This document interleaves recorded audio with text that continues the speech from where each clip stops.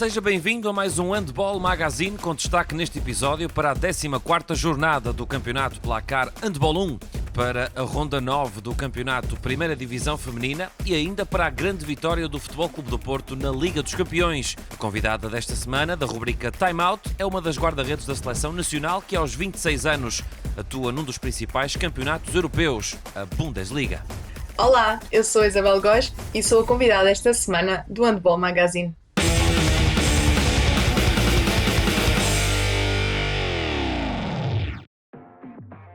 A 14ª jornada do Campeonato Placar Handball 1 realizou-se a meio desta semana, numa ronda em que o Futebol Clube do Porto recebeu e venceu o Águas Santas Milanesa por 38-26.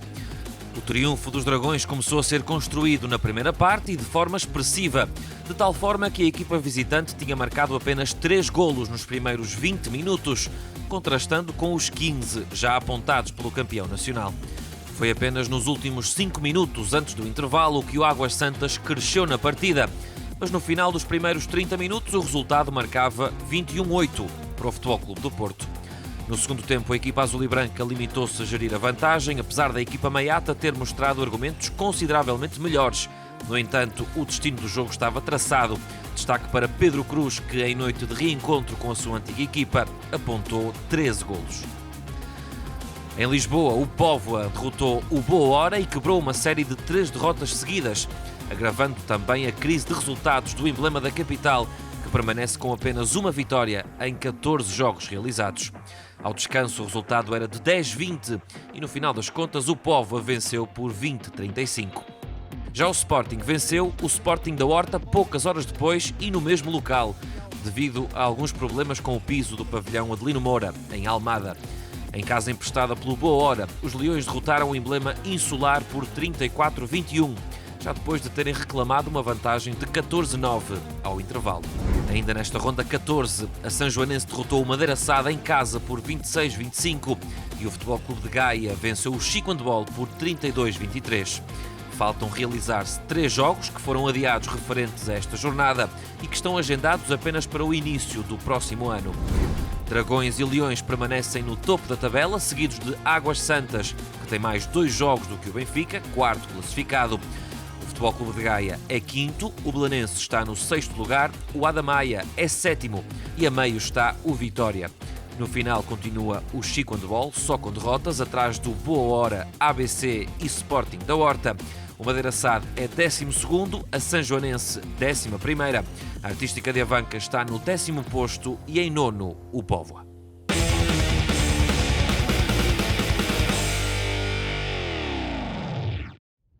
Na jornada 9 do Campeonato Primeira Divisão Feminina, a última de 2021, o Benfica isolou-se no primeiro lugar da tabela ao derrotar o segundo classificado, a Academia São Pedro do Sul. Numa partida que envolvia grande expectativa, o Benfica fez questão de arrumar as contas ainda na primeira parte, com uma atitude que não permitiu qualquer tipo de reação do emblema visitante. Com um empate a 4 golos no marcador, a equipa da capital assinou um impressionante parcial de 10 golos sem resposta, ficando a vencer por 14-4. Ao intervalo, mantinha-se a mesma diferença com 15-5 no placar.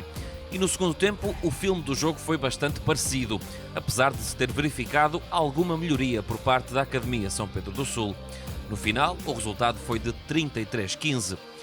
O Alavarium Love Tiles também venceu nesta ronda e aplicou a 4ª derrota seguida ao ABC Minho. A equipa de Aveiro, agora orientada por João Pinho, após a saída do treinador Ulisses Pereira, derrotou as Minhotas por 20-28, num jogo que foi equilibrado até à passagem dos 10 minutos, mas até ao intervalo surgiram vários parciais contundentes que colocaram o Alavarium a vencer ao descanso por 8-17. No segundo tempo, a margem chegou a ser de 13 golos, com 9-22 no placar, até que o ABC conseguiu responder com algum critério, mas sem conseguir impedir a derrota. Nos outros jogos da jornada 9, o Maia Stars derrotou o CIR 1º de Maio por 29-20. O Colégio de Gaia despediu-se de 2021 com uma vitória caseira diante do Sim Porto Salvo por 37-24, à semelhança do Madeira Sade, que venceu o Arca Alpendurada por 25-24. E ainda CS Madeira e Clube de Handball de Lessa derrotaram Almeida Garrete e Juvelis, respectivamente. 2021 vai encerrar com o Benfica no topo da tabela, seguido de Academia São Pedro do Sul, Colégio de Gaia e Alavário Love Tiles. O CS Madeira é sétimo e no final permanecem os recém-promovidos Sim Porto Salvo e Almeida Garrete.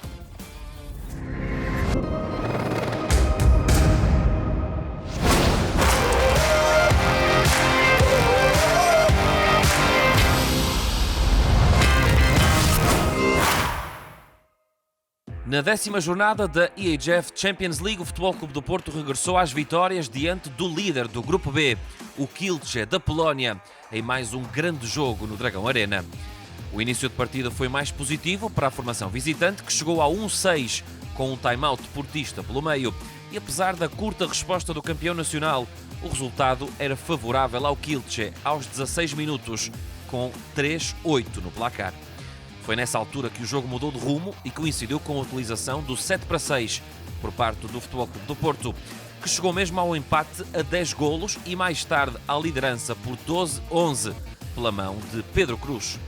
Ao intervalo, o marcador assinalava uma igualdade a 14 golos. No reatar do encontro surgiu a maior vantagem portista ao 18-14, mas em nova resposta do Kielce e com o guarda-redes Andreas Wolf em destaque, a diferença foi encurtada para 19-18.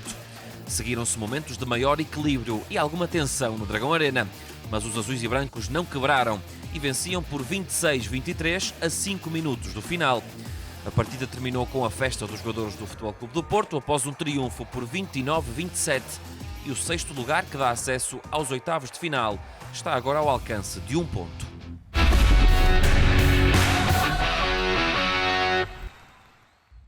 Olá, eu sou a Isabel Góes e sou a convidada esta semana do Handball Magazine. A Camacha basicamente é um clube de formação. Eu nem tinha noção do que era o handball com os meus 10 anos e acho que fui parar um bocado a guarda-redes porque simplesmente não tinha jeito nenhum para ser jogadora de campo. Então há sempre aquela tendência de vai experimentar para ver se és boa a ser guarda-redes. E eu na altura, apesar de não ter grande capacidade atlética porque era gordinha, era desengonçada, acabei por ir porque todas as minhas amigas também foram. Pouco a pouco fui começando a levar as coisas mais a sério porque vi que realmente havia ali alguma coisa e que até tinha jeito. A passagem para o Madeira Assado foi um pouco numa lógica de crescimento e de querer evoluir. Eu era só uma miúda, tinha acabado de fazer o meu último ano de juvenil, se não me engano. Estava a ir para um clube onde ia jogar por sénior e onde era um dos melhores clubes de Portugal, mas acho que essa pressão acabou por ajudar-me e fazer-me crescer como jogadora. Já tinha percebido que gostava muito de jogar handball, mas não sabia se queria fazer disso a minha carreira. A decisão de ir para o Alavário foi difícil no início porque eu vivia na Madeira e eu sou uma pessoa muito ligada à minha família. Acabei por ir para lá, fiz os meus estudos, tive algumas dificuldades, sobretudo porque estudava no Porto e tinha que ir para Aveiro treinar. Chegávamos sempre a casa por volta da meia-noite e tínhamos que acordar cedo no dia a seguir, portanto era muito complicado. Acho que fui bastante feliz no aula, por isso todos os esforços valeram a pena. Quando eu cheguei ao Alavário, elas já eram bicampeãs. E então nesse ano o objetivo passava por conseguir outra vez o campeonato, o que felizmente acabou por acontecer. Decidi esperar mais um ano e acabei por voltar a casa para jogar na Madeira mais um ano. Foi-me então feita a proposta para ir para o Halle e poder jogar na Bundesliga. Acho que foi uma decisão bastante lógica na direção da minha carreira, porque era algo que já queria fazer. Cheguei cá e apanhei logo uma neve forte, depois tínhamos treinos às 7 da manhã e eu tinha que sair de casa às 6h30 de bicicleta porque ainda não tinha carta na altura. Em relação ao estilo de jogo, o que eu notei mais como guarda-redes, se calhar foi um pouco os remates de ponta, por causa do salto, da execução técnica e também um pouco, se calhar, na minha espera em relação à bola. Senti que tinha que esperar muito mais nos remates aos 6 metros, porque se antecipasse era uma chapelada fácil ou era um golo muito óbvio para elas. A minha primeira época foi na primeira Bundesliga. A época não correu de todo como estávamos à espera e a aposta do clube tinha sido bastante boa, tínhamos muitas estrangeiras, mas na mesma acabamos por descer de divisão, infelizmente. Na segunda divisão, acho que na mesma há muita qualidade, mas não era compatível aos meus objetivos. Surgiu então aí a proposta de vir jogar para o Neckarsum, que já estava também na primeira Bundesliga, e então decidi aceitar.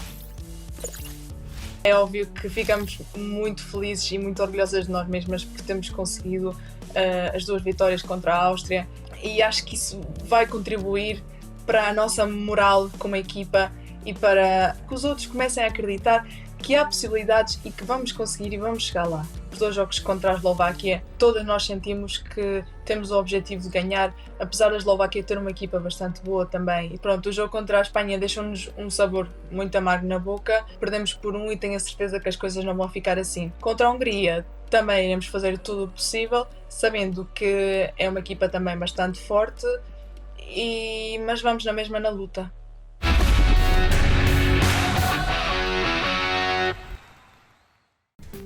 Esta semana, no espaço para curiosidades sobre o handball, trazemos como protagonista André Gomes.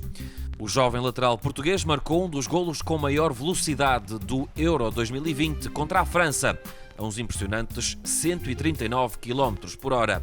Um recorde que André Gomes divide com apenas mais 3 jogadores nessa competição.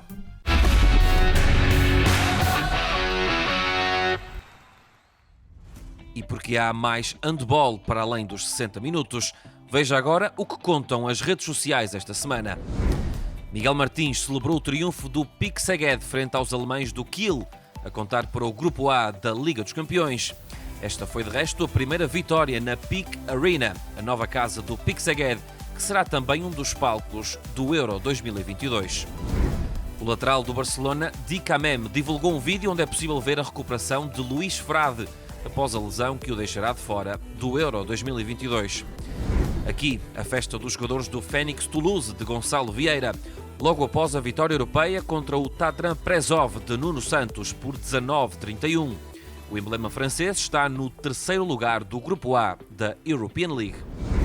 O Nantes de Alexandre Cavalcanti e Pedro Portela agradeceu aos quase 10 mil espectadores que assistiram à vitória na recepção ao Chambéry por 38-29.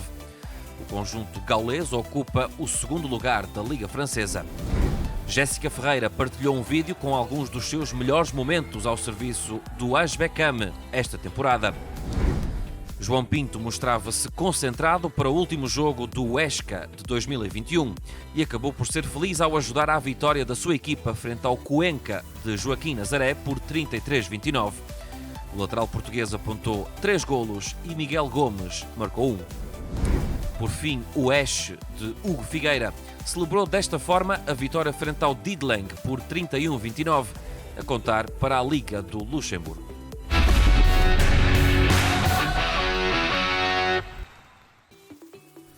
O momento da semana volta a ser em dose dupla com Rui Silva e Gustavo Capdeville em evidência. O central do Futebol Clube do Porto foi eleito o MVP da 10ª jornada da Liga dos Campeões, depois da vitória diante do Kielce. Já o guarda-redes do Benfica viu esta dupla defesa contra o Nantes ser considerada a 3ª melhor da Ronda 6 da European League. É desta forma que nos despedimos, fique bem e sempre com muito handball. Até para a semana.